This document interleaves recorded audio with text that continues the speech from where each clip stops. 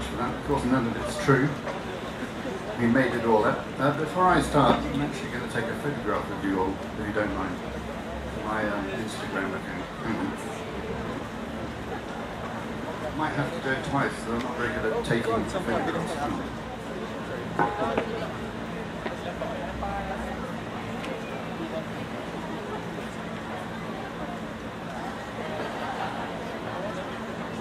The proof that I gave the talk, I can go home now.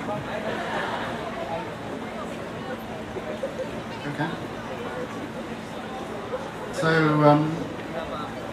I'm going to talk a little bit about the work that we do, of course, just like Luke. But we're best known for this project I did about 14 years ago. At least I started it 14 years ago in Singapore.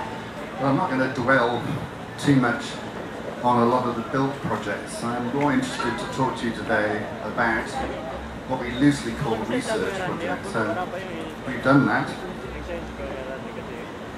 And we do quite a lot of very large commercial projects in and around Asia, India, the Middle East, as I said before.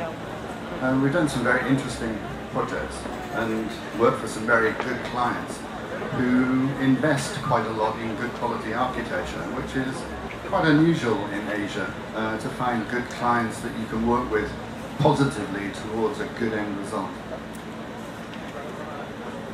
And we design things from sort of master plans of cities right the way down to very micro scale things like handbags, which is quite unusual sort of commission, but fun thing to do.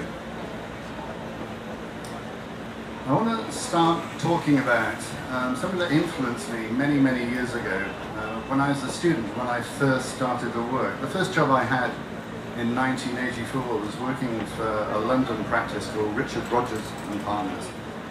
And I was desperate to work in this office, and because I was very much interested in sort of nuts and bolts of architecture, how things are put together. And Richard Rogers, as some of you may know, is the sort of godfather of the British high-tech movement.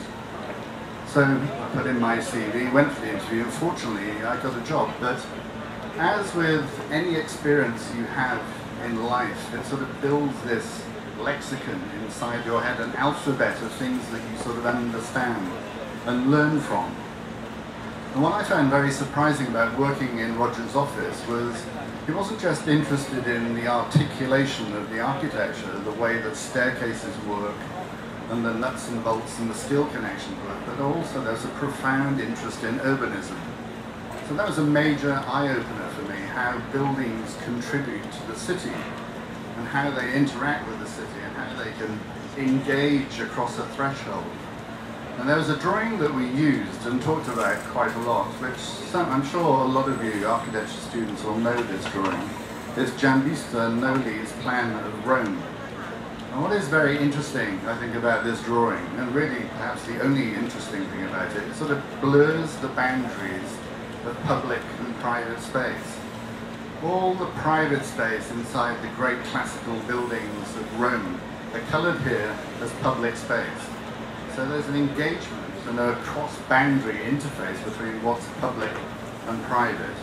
And that's sort of a very early learning lesson for me that we try to carry through sort of 20, 30 years that we've been in business. And it's a lot to do about what I want to talk to you about today. So the first project is a project that we were commissioned to design in Malaysia about 10 years ago, but we were sacked from the project, unfortunately. Not because they didn't like the design, but they had a new investor, and the new investor didn't really want to work with us, unfortunately. But it's an existing building that was built in Malaysia about 20 years ago, and then when the ring had crashed in the 1990s, the project was abandoned. So this is what it looks like, and it still looks like it today. It's a bit like, if you go inside, it's a bit like Indiana Jones and the Temple of Doom. It's a really horrible space with lots of cockroaches and puddles and creepers growing everywhere. And we were appointed by this client to give the building a very new identity. And of course, most shopping buildings turn their back on the city, and we wanted to sort of try and make a new interface between the building and the city that it sits adjacent to. And quite important, again, to the way that we think about some of the projects that we do, sort of refurbishment type work. It's about transforming them and not converting them. And in the sort of early 1990s, I worked on the Tate Gallery competition, which Herzog de Meuron eventually won. But the curator of the Tate, Nicholas Sirota, at that time, came to our office. I was a sort of senior designer in William Alsop's office in London. He said to us quite clearly, he said, we don't want to transform the power station that Tate used to be, but we need to transform it and make sure it transforms the part of London within which it sits. And again, like the Noailles plan, that statement made by Nick Sirota stayed with me about the transformative power that architecture can have. So we really wanted to transform this building rather than tinkering with the inside and just converting it. And lots of shopping architecture. There's a proliferation in Manila and other parts of Southeast Asia, about big shopping malls, that really contribute very little to the city. And part of the idea for this project is to try and make that building engage properly with the city centre, sort of breaking the traditional retail box and making a hole in it, and making a visual and physical connection between the inside of the shopping and the urban space outside. So the building really becomes an extension of the urban brain. So that's what it looks like today, and our proposal. So you can see there's a big hole punched into the elevation. There's a physical and a visual connection, as I said, to create this new public square, an extension of the sort of city brain that allows the building to sort of almost have a 24-hour occupation of an activity. Lots of people say 24 hours, but nowhere really exists 24 hours. But what I mean to say, it has a lifetime outside sort of working as a traditional shopping mall. So there's the plan. You can see this new public space, a new public square, inserted into the centre of that building, connecting to the outside, connecting to the very important street close to Bukit Bintang, on which this building sits. And there's a section. It's a little bit like, for those of you who know Rome, it's a bit like the Spanish Steps in Rome, this great sort of urban device that people can use in lots of different ways, that surreptitiously connects different levels of the city together in Rome. And people sort of sit on it, have picnics there, and generally enjoy it. And that's the sort of ambience that we wanted to try and create for this project. Sort of a connective series of escalators and staircases that move you very comfortably between the lower levels of the building to the upper levels of the building. So that's obviously a rendering of that space. You know, it's full of coffee shops and places to sort of meet your friends. And what's interesting about this, the sort of traditional values of retail always exist at the ground floor levels. And by the introduction of this sort of softscape and staircases, it creates value at many levels. So our client was quite enticed by this idea that they can add more value to the upper levels of the building. And of course, it creates a space that gives you direct access to the roof as well. And on the roof is where the 24-hour cinemas, bowling halls, karaoke exists. So there's an immediate connection between the street and the entertainment levels of the building. And that's a level, that's a view as you cross the threshold into this building, sort of blurring the boundary, as I said, from the Noailles plan between the public and private space. So this is another project. This is a built project. We finished about 6 months ago. It's in Shenzhen in China, quite close to Hong Kong, the border city. But again, like the Noailles plan I showed you, the building's got a very big footprint, but it's been made deliberately porous in that you can connect through the building to the infrastructure, the city infrastructure that sits in and around it. Within the building there's a bus station and a metro below it, so it's very much plugged into the city infrastructure. So that's the sort of architectural drawing of it. What's interesting about it, it's an open-air shopping mall. The It's a little bit like Greenbelt, I suppose. The importance of the landscaping that sits at the heart of it ties together these retail pavilions that face the street and face the inner courtyard spaces. And as I said, the permeability of this building is very important, the way that it connects and is animated by the way it links to the city centre that exists around it. And again, like the section I showed you a minute ago, the way that the building is layered and structured is quite important in the sense that it has a human scale to it. It's not, 10 stories tall with a person down the bottom. It's articulated and layered, much in the same way as topographical layers of a sort of rock formation are layered. So it's structured in a way, and it has very large open terraces that are available for shops to spill out where there's eating and drinking and lots of nice places to go and have fun. So that's a rendering of that one of the courtyard spaces with this sort of lantern-like object sitting at it where some of the restaurants and bars are. And at this level, it's a V2 level, this is where the connection to the metro is. So everything is very transparent and open and connected to the city around it. And that's it, just about finished, about 2-3 months before it's completed. That sort of lantern space, and you can see the sort of structuring of the levels in the building and these very large terraces that open to that courtyard space. And that's another view from the back of the lantern. And you can see down to where the metro is and then out to the streets beyond. And there are maybe sort of buildings punctured maybe 5 times. So as I said, it's very permeable and allows people to move through it in a very easy way. And the street view connecting into the shopping mall.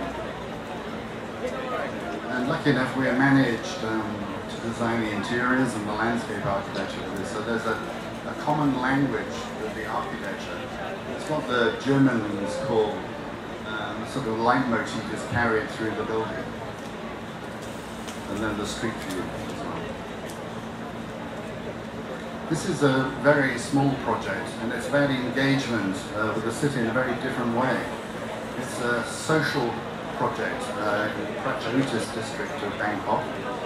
It's a corporate social responsibility program, not by us, but by our client, the TNB Bank. But it's a pro bono project on our behalf.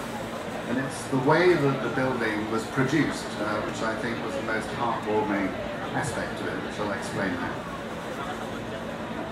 So this is where the building sits. It's south of the river in Bangkok, about an hour from the city centre, because like Manila, the traffic is quite bad in Bangkok, and it's 2 shop houses connected together. So it's a very simplistic program. It's one of the smallest things we've ever done. And I was saying to somebody earlier on, it's probably one of the most enjoyable projects that I've ever worked on in my career. So that's what it was like. That was one of the shop houses. The next door neighbour, the guy who owns these shop houses, gave them to our client rent-free for 10 years, which was very kind of him. So everybody who contributed to it, and the people who teach there now, all give their time free of charge.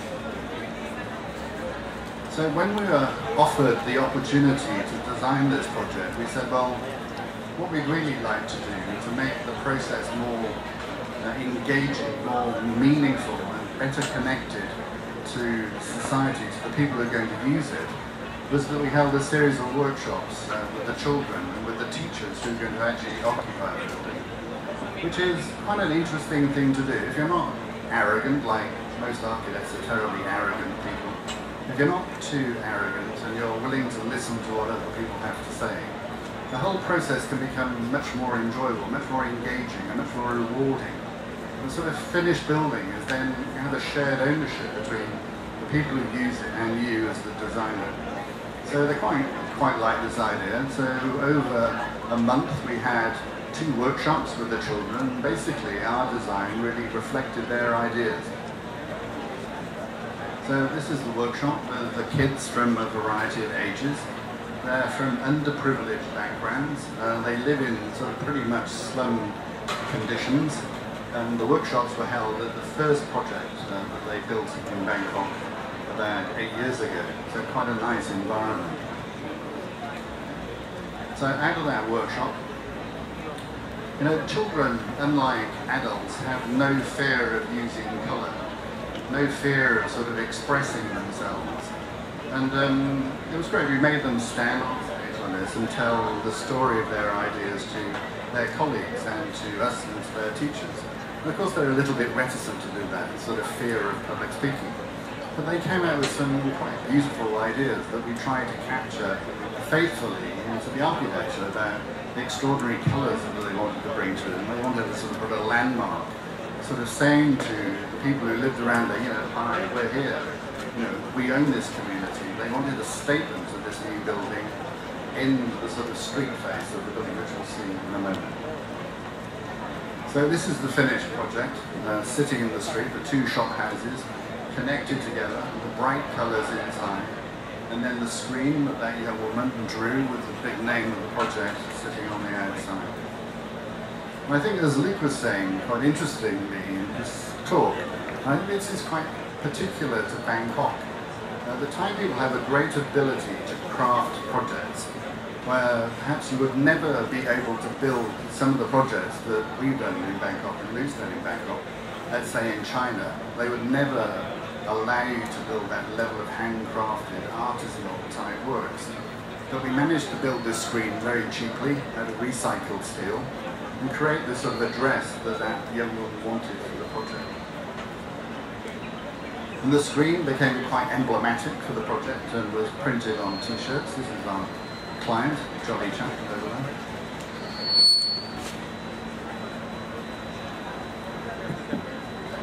Next one. And this is the interior, sort of quite brightly coloured. It's like Dorothy's Yellow Brick Road from The Wizard of Oz, a way of navigating through the various levels of the project, up through the staircase. And the object you can see in the central screen is the gallery, where they put artworks and different things that they're allowed to curate and show to the public, to their parents and to their teachers. And at the back, this sort of cheese stick is the utility stick, a new building that we plugged into the back of the building, where all the utilities are, the toilets, the sinks, and the various facilities that support the types of activities that take place over the various levels of the building. And that's a section, a very brightly coloured section. So the top level is a dance studio, then a painting studio, then a music studio, the art gallery and the sort of welcome living room on the ground floor, and then a garden where they do some very low-key farming on the top floor. It's been published quite a lot, but I suppose the most important thing about this project, it's oversubscribed in the community. They've got a waiting list of so many children that want to come and work here and play here after school hours. I mean, that's the most rewarding aspect of this project for me. But it's amazing success, and the people in that part of the community really love the project.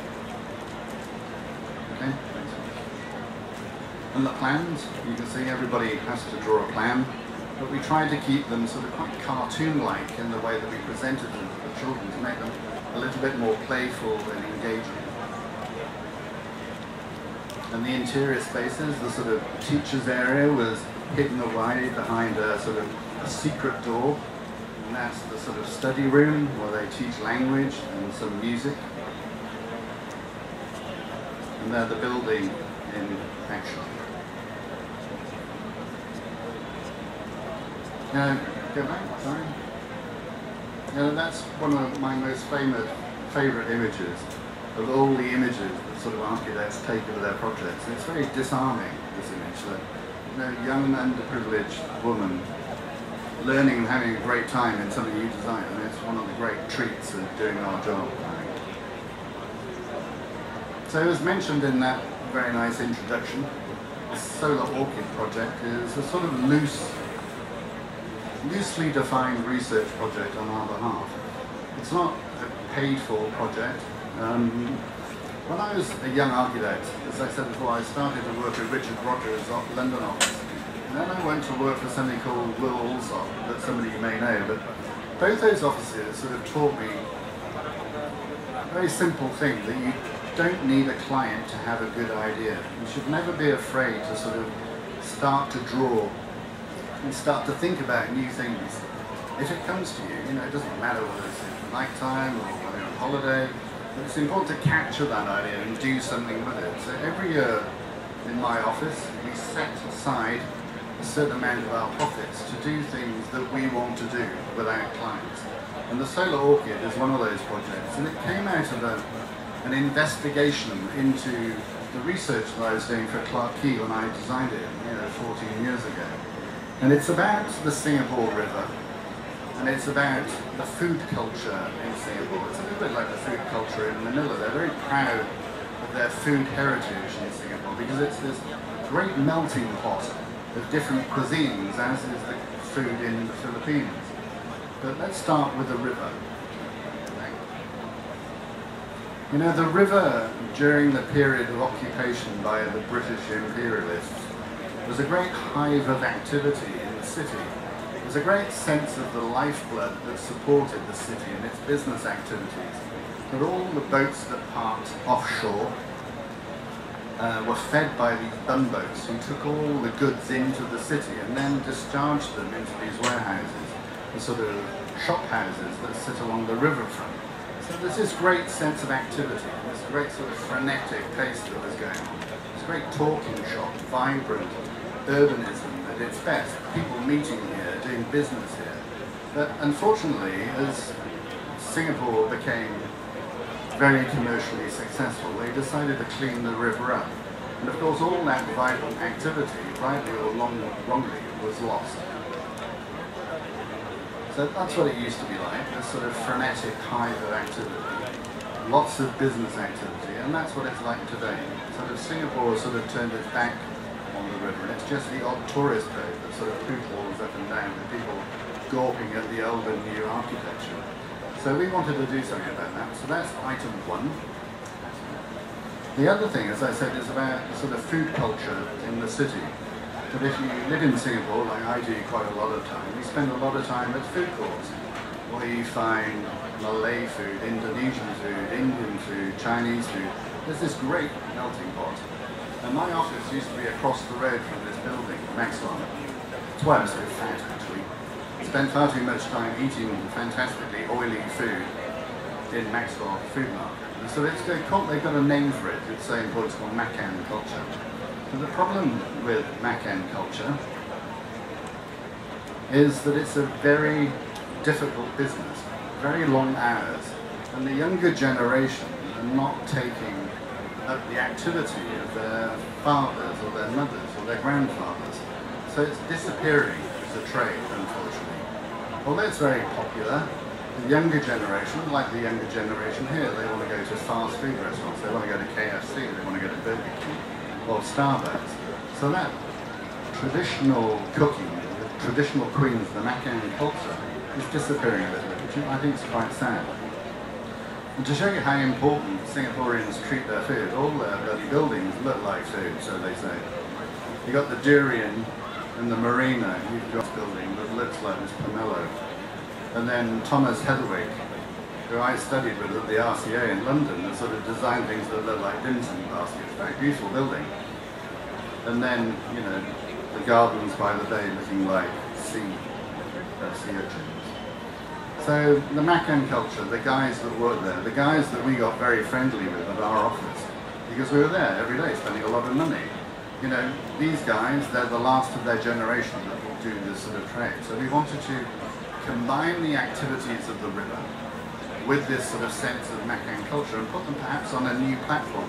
Put them on a platform where they really deserve to be. That, if you go to these food courts, it's not full of Angles like me, it's not full of expats, it's full of local people enjoying the cuisine. So I thought it'd be great to take this part of the brand identity of the city and put it on the waterfront.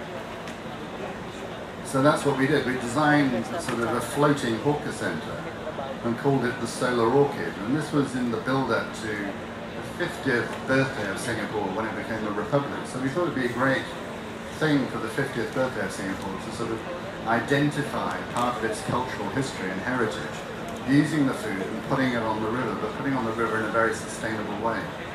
This thing that's got a series of connected pontoons that have a sustainable canopy that sits over the top, made out of ETFE, ethyl tetrafluoroethylene foil, that has a PV, thin film PV laminated into the skin. So it becomes a very large floating solar array, so it generates its own power. So all the power for lighting and cooking that these things need is generated by the root. And of course you can have as many as you like. The more you have, the cheaper it is to manufacture them. And they can sit in train, be connected together, be towed around the island. They can be branded in lots of different ways. So we looked at lots of sites around the city where you can install them. On the river, where I said, the Boat Quay and Clark Quay. And that's a sort of a notional section where you have a sort of food court in the centre, sitting around, and then this big sort of canopy that sits around it. And of course we researched the potential locations. So the stories I was saying to somebody last night is, you know, you have this great idea, you do the work in the office, but then what do you do with it? You know, when you study architecture in school, nobody tells you really how to market products. So we were a little bit of a loss, you know, we've got this great tome of work, what do we do with it? So you took it around all the agencies in Singapore because we wanted to get funding for it for the Singapore birthday, but they all say, you know, it's a wonderful idea, it's very beautiful, we can imagine it really animating the city, but then they want somebody else to pay for it.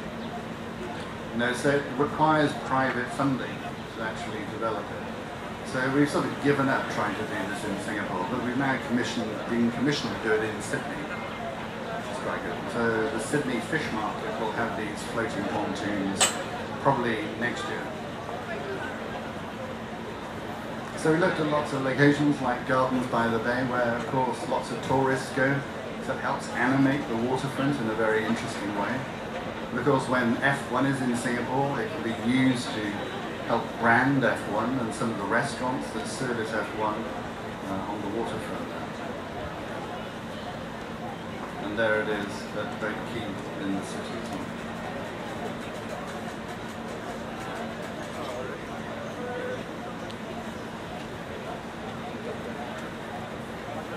And Singapore, because it's commercially very successful, every other year it has a Singapore Day festival. It has it in London, or it has it in New York to try and brand the city internationally. So we thought, in part of our sort of gambit, we went to see the authorities. We said, well, hey, you know, we could build a solar orchid for you and take it to London, but again, they want somebody else to pay for it. And there it is, Battery Park in New York. So what do you do with it? As I said, we took it around a variety of agencies in Singapore, and it was heavily published. And what's nice about it, you know, people like you see it on the internet, and the American Fast Company gave us an award for it because they thought it was very innovative, and we were the only designer to earn a sort of branding point from this Fast Company. They put us on the 50 most innovative practices in Asia last year, which is very nice. Some models of it, 3D model, printed models in the office. So the second of the sort of research projects, going back to 1984 when I wrote it, called London as It Could Be. And that influenced me quite a lot, and we carried that idea, or I carried that idea over for a project in Singapore. Again, self-funded, to talk to the authorities about the future of Orchard Road. And lots of you will have visited Orchard Road. 10 years ago, you know, it was the premier destination for shopping in Southeast Asia. But there's so much competition from places like Bangkok, Shanghai, and other areas where the shopping is perhaps better than it used to be on Orchard Road. So what's going to happen on Orchard Road in the future over the next 10, 20, 30 years? And it's a bit of a dilemma. And lots of the retailers that operate there are asking the government, you know, well, what can you do about it? So we started this project on our own, and then published it, and then the Singapore Tourism Board employed us to actually complete the study. So this is the start. So we looked at part of the length of Orchard Road, and like many sort of great boulevards in cities, like many great avenues, it's been given over to the motor car. And it's now a destination for traffic rather than a destination for people. And the people are sort of pushed to either side of the roadway. And you're lucky if you can cross the road maybe every 200 meters. So it's a very annoying place to be, I think. And if you go underground, it's totally confusing. You don't know where you are. And Orchard Road, you know, again, in the time of the British, in the 1880s, the sort of time when the Spanish were here, Orchard Road was this great street for sort of perambulation, a place for slow speed, to enjoy nature. And it was full of trees. It actually grew nutmegs, and it was sort of plantations. And then it changed. It sort of became a partial cemetery for a while.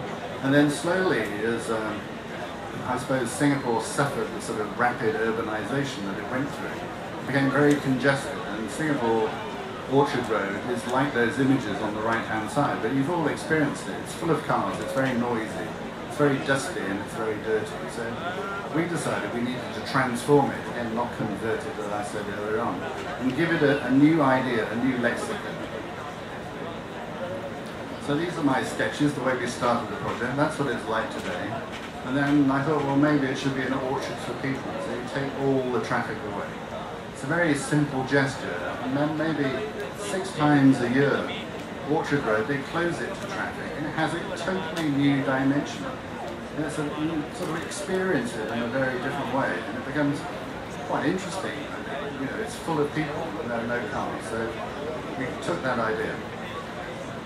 So that's what it's like at the moment, full of cars, and like all city centres, it has this proliferation of sort of urban detritus, sort of barriers, horrible planting, sort of signage, bollards, you name it, they've got it. And it just confuses the experience. And you've got very beautiful trees and quite interesting architecture, like retail architecture. But it's full of this sort of rubbish. So you can take all that away. The traffic's gone, it goes underground. And then you can turn it back into the spirit of the sort of 1850s, when it was a garden, a place for people rather than a place for traffic. And of course there are lots of technicalities to deliver that sort of environment. But again, like the Clark Quay project we designed a long time ago, we put a big roof over it. And the purpose of putting a roof over there is to moderate the climate, because Singapore, like Manila, is very humid. Although you can't get rid of humidity without air conditioning, you can moderate the climate quite successfully. And if we built this and put a canopy over the street, it would be Asia's largest solar array, sort of 100 meters wide by about 2 kilometers long, generating enough power to really give you air conditioning if you wanted it. But then it's got all these buildings that sit either side of the street that throw away all this condensate, sort of fluid that's below ambient temperature. So we're using positively the cool condensate in pools to help cool the space as well. So it's very environmentally sensitive. So diagram on the left, horrible, very noisy, very dusty, very polluted. And then the idea on the right hand side, very simple idea, is to give the street back to people. And of course, you know, retail is changing. Not so many people are going to shopping centres. Not so bad in Manila, they're still building lots of shopping centres, primarily I think because it's a great family day out here, and the internet is so bad in the Philippines that online shopping really hasn't taken a hold like it has in China and Singapore. So in the future, there aren't going to be so many shopping centres. What do people do here? So you need more public space for restaurants, activities, culture, to animate the sort of spaces that we've suggested.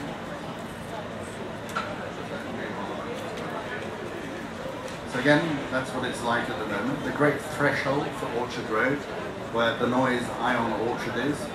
The crossing point, the gateway, where the start of the Christmas festivities or Chinese New Year festivities happen. There's cars, it's full of cars. It's a destination for cars, not for people. So that's what it's like. Next one. That's what it could be like. You know, it could be this great engaging space that's much easier to navigate, that allows space for people to sit and watch, like the Spanish Steps here, or more shopping, or more F&B areas. But it comes with garden, and then garden is engaging for people to exist in. Another image of what it's like before you can cross the road at Takashimaya.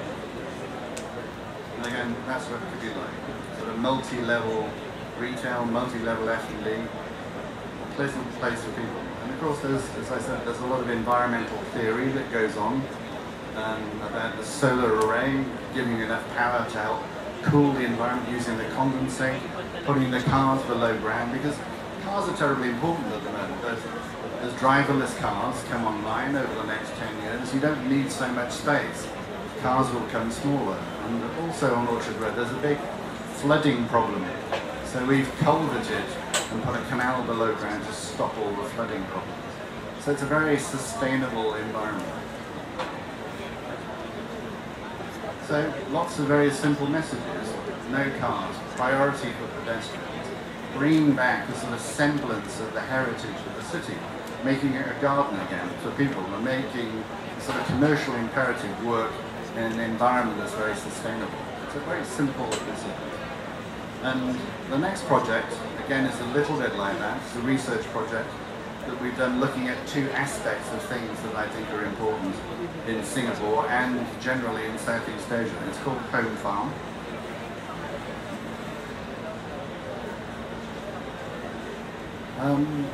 When I was very young, my mother's aunt had tuberculosis. And where I'm from, in South Wales, there's this very interesting building. It's a sort of interbellum hospital. Interbellum is sort of between the wars. It was built between the First and Second World War. So it's very much the sort of international style, British modernism. It's now been turned into apartments, quite nice apartments looking out towards the sea. But why I've chosen to use this slide, it was my first experience of healthcare. And when you cross the threshold into this building, it's full of light and air. It has all those tenets of modernism, which was to sort of make people's lives better through architecture. So you immediately feel less ill when you come here because of the space, because of the light, the friendly people, etc. Unlike the experience of going to most hospitals these days, you feel instantly ill, or I feel instantly ill when I go to a hospital. Here it's very different. And I was a child when I visited here, and that sort of experience stayed with me. So when we're designing Home Farm, which again, like the solar orchid, looks at two things. It looks at the problem of aged care living in Asia and the issue of food production. And I'll come to that in a minute, but aged care living is quite important because, you know, we have a very aging society. It's not quite as bad in Singapore as it is in Japan, where the average age of people is ridiculous compared to the younger generation. But most aged care living facilities are on the outside of towns in buildings that are a little bit like this. Well, especially in Britain, they're sort of big old houses that have been converted into old people's homes. Or they're new buildings, like this one in the States, that are built to look old. But they're designed with the ideas of the clinicians at heart, rather than the people who are going to live there, the older people that are going to live there. And we should be doing a lot better for the older members of our family, rather than sort of consigning them to spend the last days of their life in these sorts of institutions, which are really disgusting. So when we started this project, we visited lots of aged care homes in Singapore, which are a little bit like this, which are very depressing places to be. And you know, when I'm old, you know, I want to be like this auntie over here. It's maybe living in a garden, you know, free of the encumbrance of being fed all day and looked after in such a demeaning way. So this project came to me, and you never quite know where the genesis of an idea is. And I was flying somewhere, reading one of those sort of highbrow magazines like Wired, that you never buy, but you read them on the plane because you can't really afford them. So I was reading this article about aging in Japan, and there's this horror story that nappies for diapers for adults are outselling diapers for children. It's a horrible image that sort of puts in your mind. And I thought, you know, you close the magazine, you think, you know, you can go back to your day job, you don't need to worry about this sort of fact. But it stayed with me, and we decided to do something about it. So, well, you can read that, I'm not going to read it out to you, but there is this burgeoning aged population problem, particularly in Japan. It's happening in Singapore, where procreation in Singapore is so low well, you'll see it on the slide in a minute. I'm not going to bore you room.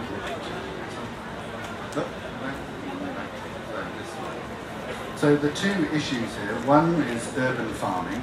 Again, going back to that idea of rapid urbanization in Singapore, they've eradicated practically all the farmland. You can see the numbers on the top. Again, when the British were there, and then it was part of Malaysia, there's got a lot of farmland. Now there's nothing. If you go to the farmland, which is just opposite Malaysia, it's like an out-of-body experience. It's like not being in Singapore at all. It's very strange. Tiny sort of boutique farmland. And then in 1970, there are 14 younger people to look after the older members of the family. Now it's under 5, so it's scary numbers. So we tried to deal with the food issue in quite a simple way. And of course, because Singapore is rapidly urbanized, no farmland, everything that they eat is imported. 98.8% of everything that's eaten in Singapore is imported. So it presents them with a series of risks.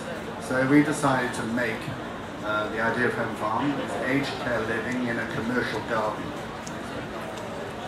So that's the typical sort of typology, people that are old living at home or in an aged care living environment. And we thought we'd build a very different one that houses a cross-section of society and sort of new residential typology. So it's built in the city centre, it's not distant from the community, so they're kept close to their home, kept close to the community where they can sort of have a level of self-esteem, they can look after themselves or they can be looked after by the people who work here or they can go shopping, etc. It's not isolated, it's very sort of engaged community that we're trying to build. And this is what it looks like. So there's farming, more traditional farming at low levels, and then there's farming on the facades of the building using new agro-technology at the upper levels. So, I suppose again you can read it. The important thing about home farm, it's not just a slave camp for old people to work on a farm, but a variety, a cross-section of the population live there. And I think it's very important you have younger children and older people. There's a lot of learning that goes on between those two social stratas. So we've used HDB, Housing Development Board typology, in terms of the types of units that we use here. There's a variety of scales.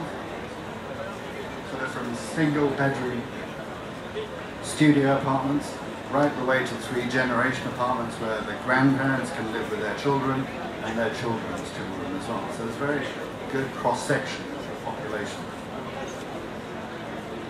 And all sorts of facilities are here. It's not just housing, but there's a farm shop that sells the organic produce that's being developed there. There are social gardens, there's a creche for the children, food court, clinic facilities and recreation facilities. So it's a proper community. And there you can see a sort of view from the upper levels that people can engage across the corridors and help plant and pick these salad leaves and other vegetables that we've grown. And that's what it's like in the courtyard. And I'll show you a diagram in a moment, because again, going back to that Raleigh plan that I showed you at the beginning, it's very open around its edges. And people can earn income here from doing a variety of jobs, packing,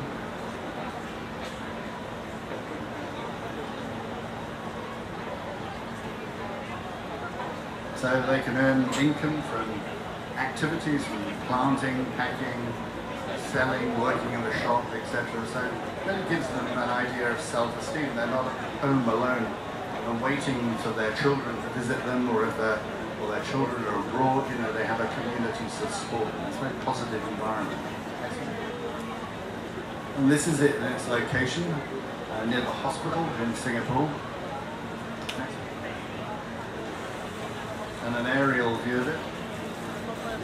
And then the ground plan, which again, that idea of the Raleigh plan, it's very permeable and open around its edges to encourage the community within which this building sits to engage with it. So the garden at the centre, it's not a private space, but it becomes a public garden, so people can meander through and take part in the activities there.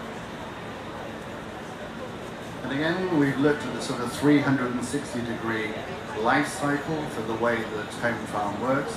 Fish farming on the roof that provides nutrient-rich waters that go into the system, the agro-technologies where the plants are grown. That's another diagram of it, sort of recycling of water, fed through the plants and then being harvested. And then all the waste materials from the farm going to what's called a biomass power station. And that biomass power station provides enough energy that all the public areas of the building are now sort of used air conditioning free of charge. Okay. And again, just like the cell orchid, you need to think about, well, what do we do with this project now we've got it? It was fortunate we won an award at the World Architecture Festival in 2015. But again, we took it to the URA and Singapore and different agencies to try and get it moving, get some traction for the project.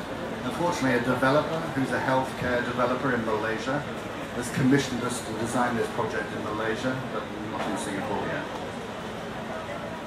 So the last project I want to talk to you about, in a similar sort of spirit, it's looking at the city where we work, mostly in Singapore, and how through our energy and activities we can try and help make that city better.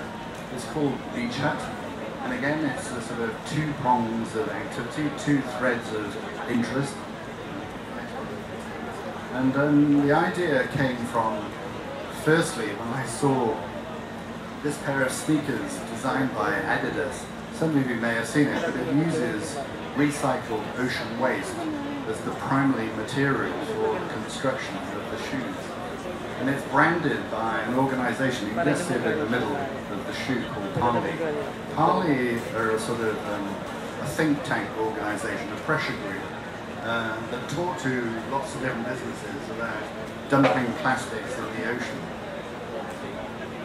And then this guy, I'm sure a lot of you recognise him, Pharrell Williams, a sort of American pop star, has worked with Pimbley on plastic.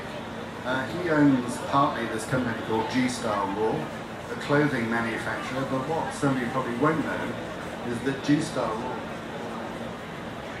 use something called bionic yarn. All their garments are made out of recycled ocean plastic. So they weave the plastics into a yarn and then make these extraordinary clothes out of recycled ocean waste. So I thought, well, why can't we as architects be as sort of active as organisations like Pimbley and do something about the sort of proliferation of plastic, especially plastic, that's dumped in the ocean. So it took a great deal of inspiration from Pimbley. And we started to research it and found out about these extraordinary things called great garbage patches in the ocean that some of you may have seen. Really horrible images of garbage that collects through the sort of natural cycle, the waves and the currents and the moon patterns into things. And this largest one is the Great Pacific Garbage Patch that is twice the size of Texas, believe it or not. It's actually immense, and it's, you know, like this here, full of rubbish. Next one. So we thought, well, why can't we do something positive with ocean waste that's sort of architectural? And of course, because there's a lot of plastic in the ocean, it's slowly getting into the food chain. Fish eat tiny micro particles of plastic. Birds eat bottle tops, even cigarette lighters that they ingest, and of course it kills them. But the important thing here, okay, wildlife dying is terribly important, but the plastic getting into the food chain, the sort of microcolonies, is coming into us. We're eating fish that have ingested plastic. So it's very worrying. We need to stop dumping plastic in the ocean. So we thought, you know, it's important to do something about it. We live in the plastic age. We don't really need to produce any more plastic if we recycle the plastic that we've got and use it positively.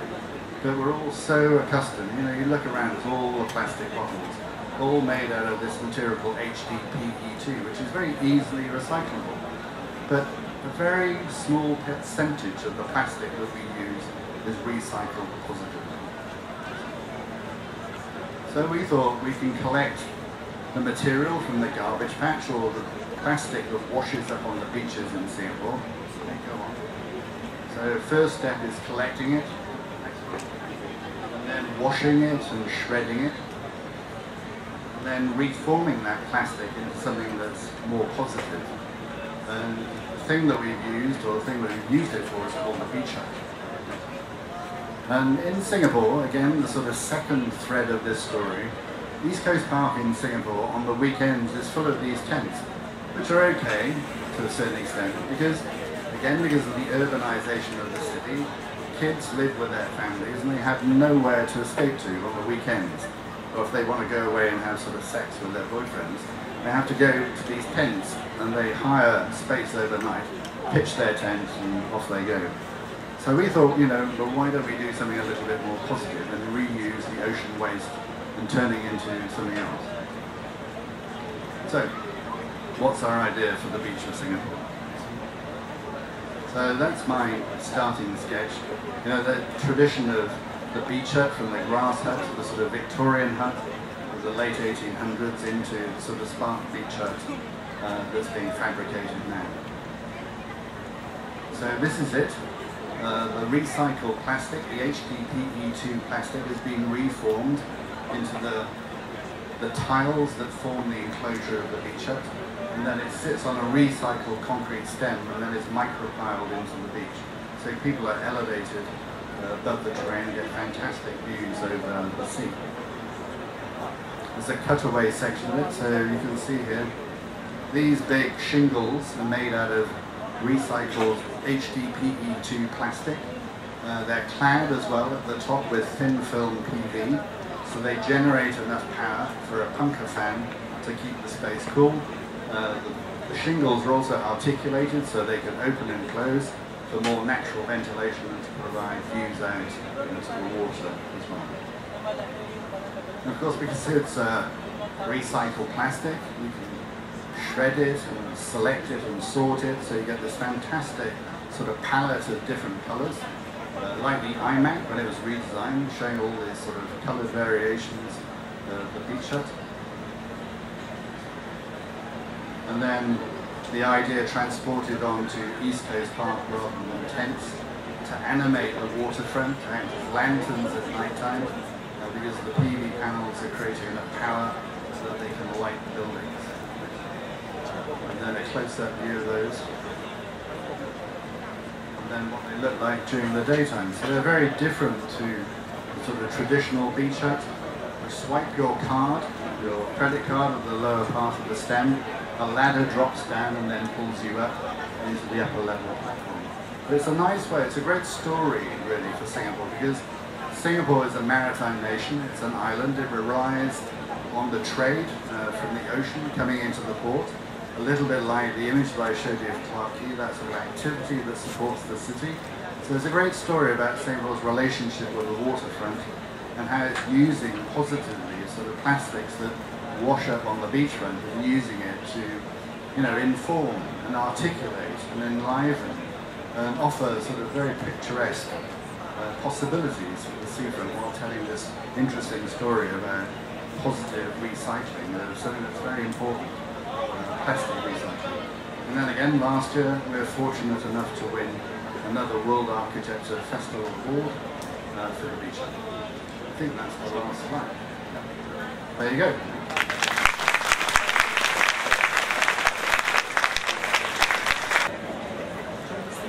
So I just want to ask so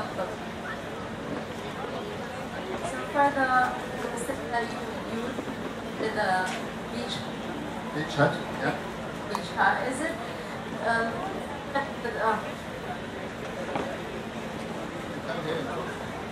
plastic that we use is HDPE2, which is probably the easiest plastic to recycle. It's the plastic that's used for these water bottles. The caps are a different plastic, which is slightly harder to recycle. But all plastic is possible to recycle, but we've just chosen to use the one that's easiest and most prevalent. We've tested in the office, we've actually melted it and formed it. I didn't show you the process photographs, but it's quite an interesting thing to do. PVC is very dangerous because it's got a very high chlorine content. But HDPE, it's very easy to recycle it. You don't need to put a lot of energy into it. It doesn't give off a lot of toxic fumes. It's very much like there's a children's game, very small plastic pellets, and then you put them on a frame to make a picture, and then you iron over the top of it. Now my daughter used to use it when she was much younger, create these extraordinary things. And that's the same plastic. It's very easy to reform it, reshape it, turn it into something that's very different. But here, you've got to break it up. Stuff that comes to you need to chop it up physically and then wash it and reform it. But it's a very easy process to do. It's a very enjoyable thing to do as well. So you never quite know where an idea comes from. What's the seed of that idea? What's the genesis of that idea? And you carry all this stuff in your head, stuff you've learned when you were a child, through school, when you started to work. It gives you all this information and how you process that and what you do with it. Like I said, when we were researching Clarkey 14 years ago, we knew there was this activity on the river and all that activity had gone. And part of the project of Clarkey was to bring more nightlife and daylight back to the area, but that was sort of removed from the river. So although I'd understood that all that activity had gone away, I wasn't doing anything about it. But I saw it in the image, but it stays with me. So maybe 14 years later I thought, well, why don't we do something about the river? And then match that with the sort of food issue. But the food, Macan culture, the food courts are dying out, so we bring the two things together.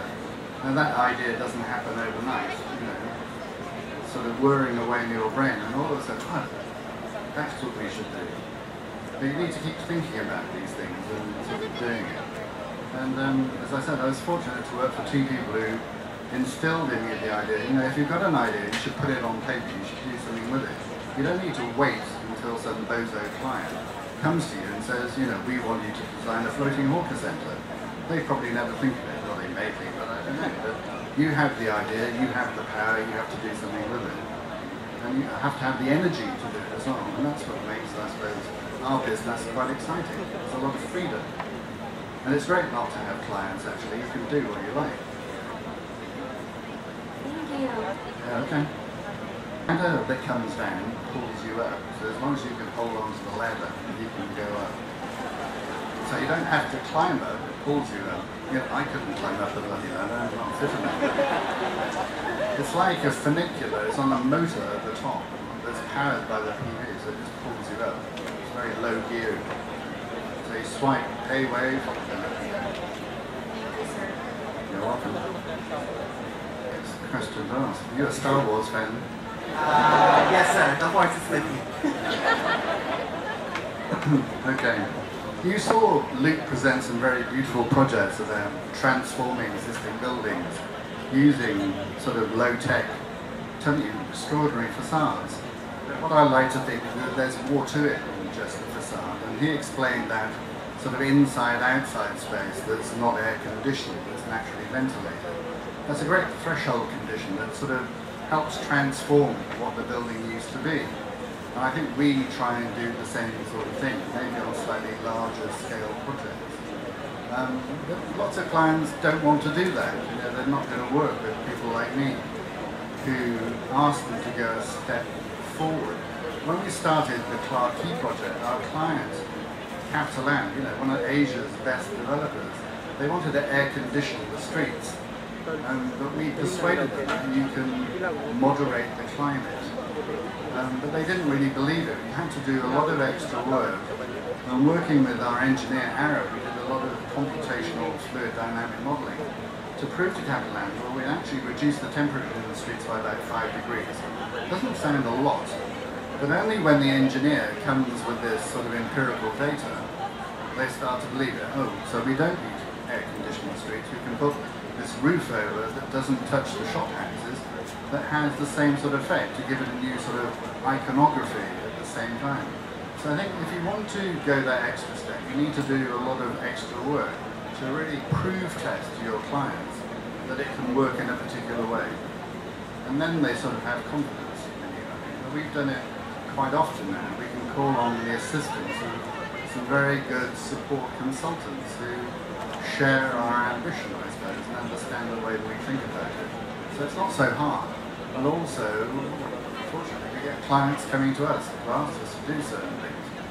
So it's a little bit easier.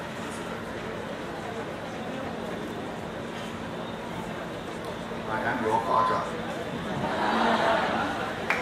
The housing, the residential housing part, and also, I forgot what it was called. It's called Home Farm. Home farm. Shame on Sorry. you for not. I'm sorry. I apologize for that.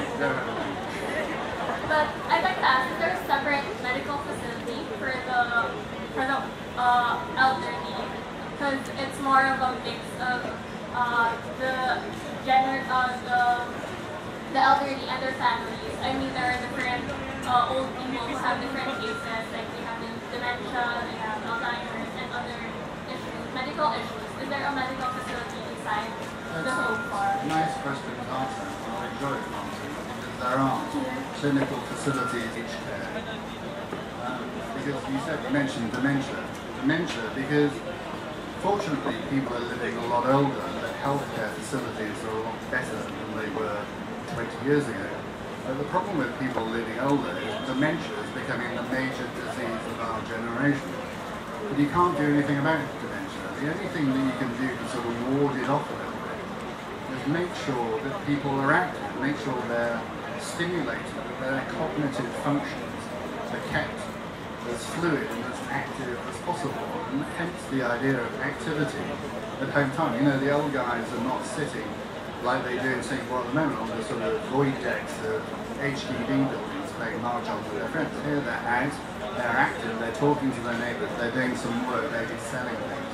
So they're functioning all the time, they're active, you know, they're taking part in the community, which really helps ward off things like dementia, which is a really good thing.